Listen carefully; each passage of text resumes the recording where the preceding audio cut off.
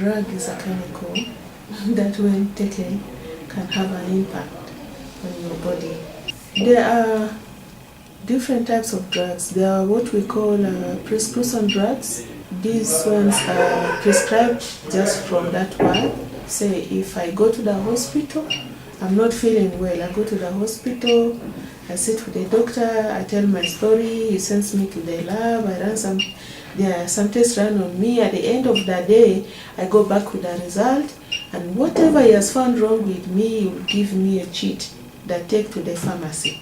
Then the pharmacist gives me some tablets, maybe syrup, take this number of days, things like that. Those are prescribed. Okay.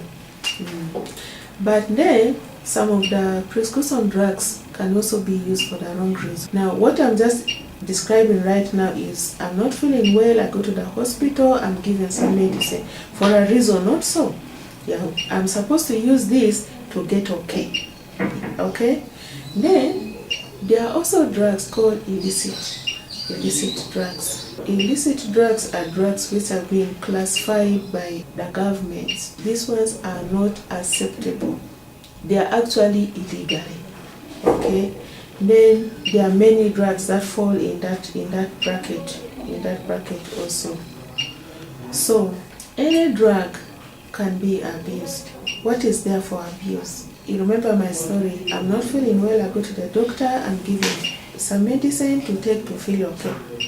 Now, if I am not feeling bad, there's nothing wrong with me, okay? Then I go to any pharmacy or any small drug shop, and then I buy maybe Valium, okay? Then I take maybe 4. After taking the 4, I'm knocked out, I sleep maybe for the rest of the day. That is already, okay, that's already abuse. So prescription drugs can be abused, and illicit drugs are actually all drugs of abuse, because being illegally, you are not supposed to consume them, but of course people still consume them for various reasons that we will discover later on. So therefore, what is drug abuse? Drug abuse is using any drug for the wrong reason. You understand? That is an abuse. But then our interest here is addiction. What is addiction? Addiction is a brain disease. Okay? Addiction is a brain disease. It is a chronic, relapsing brain disease that is characterized by compulsive drug seeking and use despite negative or dangerous consequences. So what happens is, earlier on I said a drug is a chemical when you use will have an impact on you. So this can be a prescription drug, it can be alcohol, it can be cocaine, it can be heroin, and the list goes on. So when you use, how it is able to help you is it is going to work on your systems. Then you get okay, not so? So if you are using it because you are not sick, for example, if it is an illicit drug like cocaine, which has no medical reason for really using it, it is going to act on your brain, then eventually you are going to get results. And the results are the reason people use them, okay? So how does addiction come about? Addiction has no single cause. Also, just like depression, there's no single reason that will explain that you get addicted. But it has a number of explanations. One of them can be risk factors, like the kind of environment you're coming from. Assuming you are a little child coming of age about 10, 11, 12, and then at home they brew alcohol, and then you see everyone else drinking it. Naturally, growing up, you tend to learn things the bigger people do. So you may begin to use like that. Then eventually you can get addicted. Then sometimes it may be other conditions people are battling with. Maybe I have a loss that I cannot come to terms with. I begin to use. Of course, I know that when I drink, whether I like it or not, definitely I'm going to fall asleep. You see, then I may be drinking to get sleep. Then eventually it can become another problem. But before we come to this, the drugs have different effects depending on what they are made of. There are drugs called depressants. These ones, when you use them, they depress the body system, particularly the central nervous system. That is actually where the psychoactive drugs, when I say psychoactive, I mean drugs that when you use are going to have a direct impact on your brain and are going to result in different behaviors. Okay? Most of the illicit drugs are actually psychoactive drugs. So some of the drugs are called depressants. This only means that when you use them, they depress the central nervous system, that is comprising of the brain and the spinal cord. So it gives a relaxing kind of effect at the end of it. Alcohol does that, and also the drugs which are in the family of the opiates, heroin, other opiates, they do that. Then the second class of drugs are called stimulants. The stimulants, just like from the word stimulate, they stimulate the central nervous system. So they heighten activity, body activity. So they are going to signal the body in a way that your heart beats faster and more blood is, released, and at the end of it you feel energized, you feel active, you feel alert. So drugs like cocaine fall in that bracket, you see. Then the third class of drugs is what they call all around us. Okay. Now they have a very confusing effect on the user. So when you use, initially they have a heightened kind of impact on you. You feel energized, then also you feel depressed at the end of that day. Then sometimes they affect your perception, the way things are perceived. One good example of all around us is actually marijuana. And when you use marijuana, there's a way it intensifies experiences for you. So for example, if you are high on marijuana, my voice here can be heard for you as if they are drumming. It is so intensified. That's why it appeals to the music industry. When I'm high on marijuana and I'm dancing, for you who are watching me, it's like it's normal dancing, but for me it's like I'm actually in air. You understand? So sometimes users have experience as if they're actually flying. That kind of thing. You see? So marijuana actually falls in the all around kind of drugs. Okay, so there are different classes. We have known, of course, that drugs in every class have a different impact on the user. Okay, then how does addiction come about? Because not everyone who drinks alcohol becomes an alcoholic.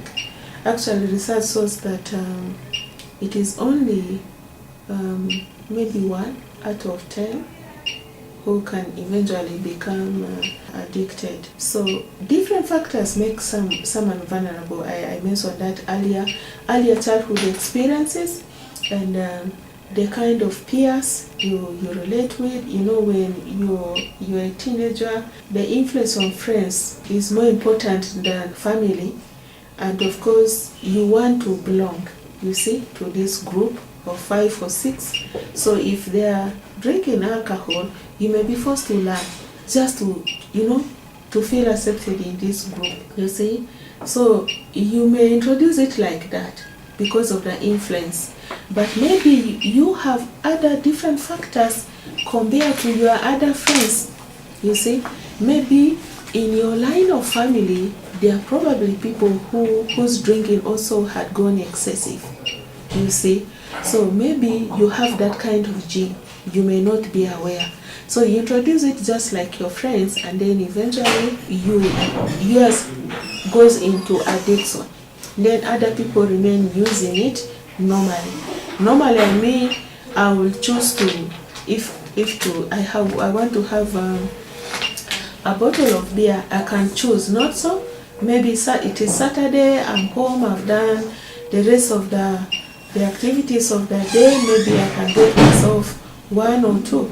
Maybe I'm going out with a friend, I can choose to drink one or two, but it ends there, which is not a story with someone who is addicted. You understand? So biological factors may play a role. It may be the kind of family life you're coming from. It can be early exposure, you see. Yeah, sometimes early exposure, because when you're still young, the brain is just developing, and then you begin to use things that alter how it is supposed to work. So what happens?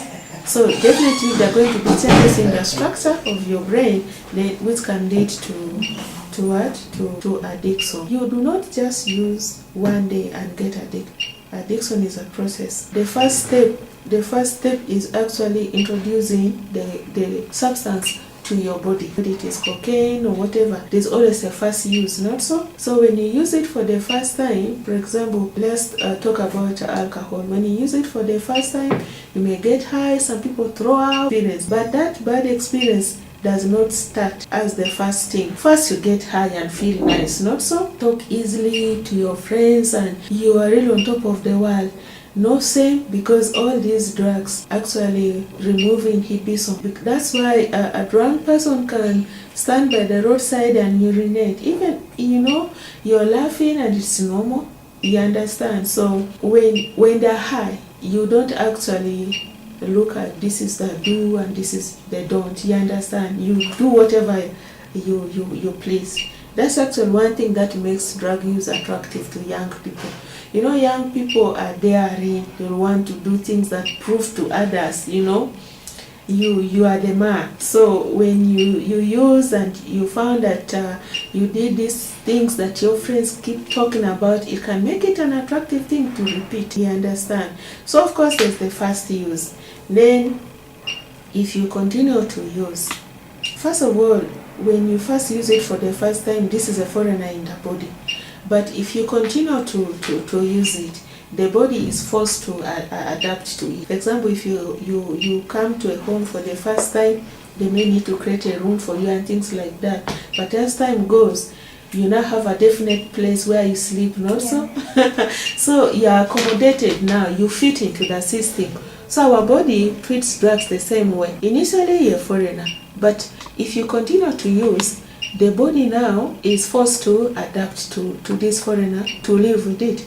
But unfortunately, this foreigner is one that is going to cause changes. And unfortunately, in the brain structure and the functioning.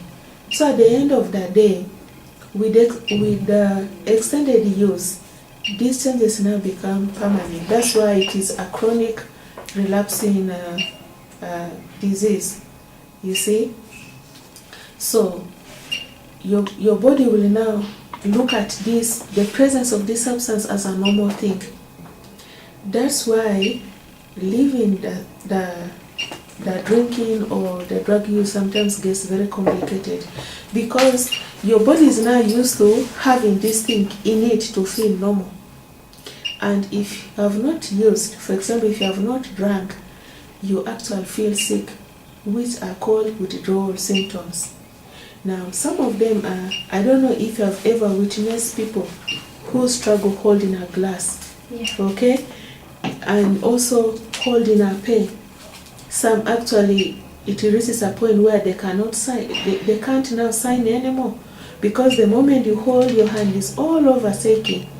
But let this person go and have another fresh drink, immediately they become okay.